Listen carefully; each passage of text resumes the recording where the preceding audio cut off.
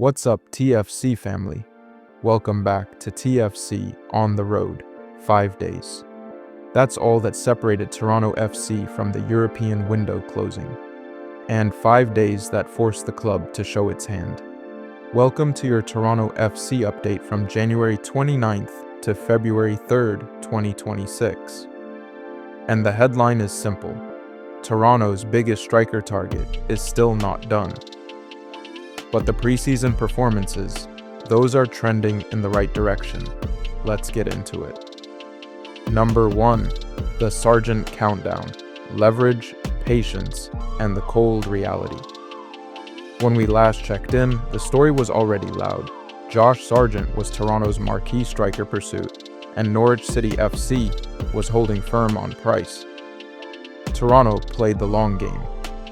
The European transfer window closed February 2nd, and the idea was, once that window shut, Norwich loses leverage, and Toronto can squeeze the deal. But here's the reality as of February 3rd. The window closed. No breakthrough. No agreement. Toronto's still in talks, but it's not close, and the gap is still the gap. Norwich wanted a number closer to their valuation. Toronto clearly wasn't going to meet it. There's also an MLS layer most fans forget. St. Louis City SC holds Sargent's MLS rights, so any move isn't just a fee to Norwich.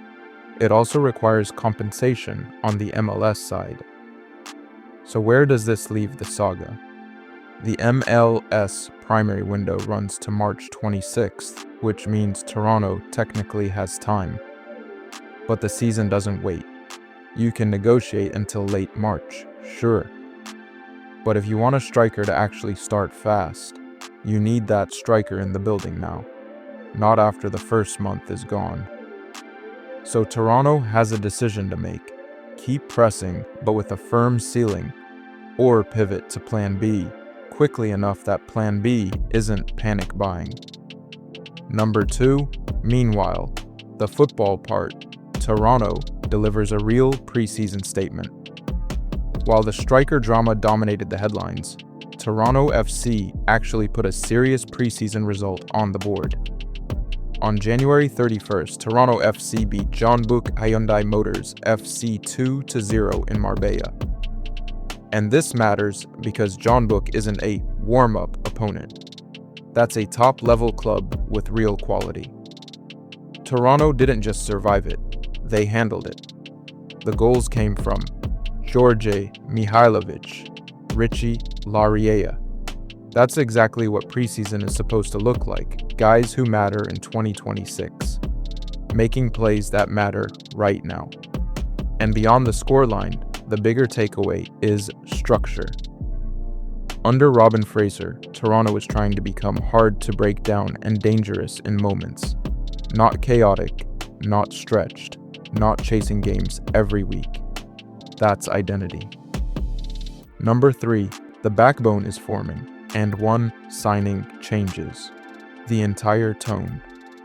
Now let's talk about why the defensive side looks different. Because one piece changes how everyone around him plays: Walker Zimmerman.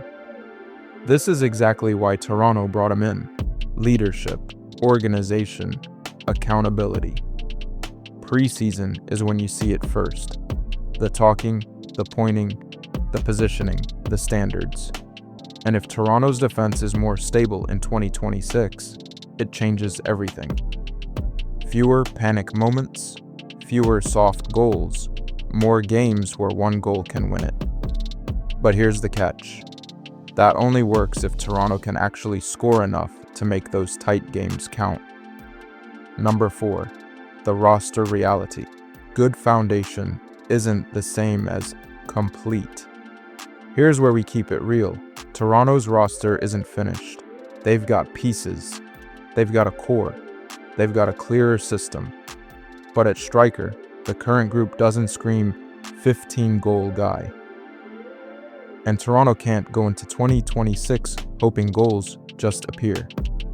So if the Sargent deal stays stuck, Toronto needs to move with urgency, not desperation, but urgency. because the clock is screaming. Toronto opens the season on February 21st at FC Dallas, and the home opener, March 14th versus New York Red Bulls, the start of a massive homestand that can define the year.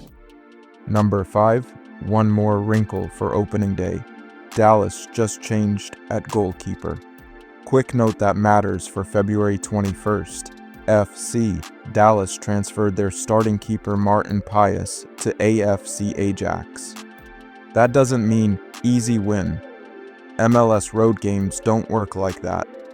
But it does mean if Dallas starts a less experienced keeper early in the season, Toronto should test it. Shots, pressure, crosses, second balls. Make it uncomfortable. Number 6, what's next in preseason, and what Toronto must prove. Toronto's next preseason test is February 7th versus AIK Football, followed by matches against Fredrikstad FK and FC Policia Żytomir. These games are where you want to see cleaner patterns in the final third, better decision-making around the box, and more chances created from the system. Not just random moments, because preseason wins are nice. But the real goal is this. By February 21st, Toronto needs to know exactly who they are, and they need to know who's finishing the chances. So that's your Toronto FC update from January 29th to February 3rd. The striker saga is still unresolved. The preseason performance, especially the 2-0 win, is a real positive sign. The structure is forming under Fraser. Zimmerman's impact is already showing. But Toronto still needs the final piece, a legitimate goal scorer. Because the season is close, 18 days to FC Dallas. And every day without that striker makes the margin smaller. If you want the next update after the February 7th match, you already know what to do. Subscribe to TFC on the Road.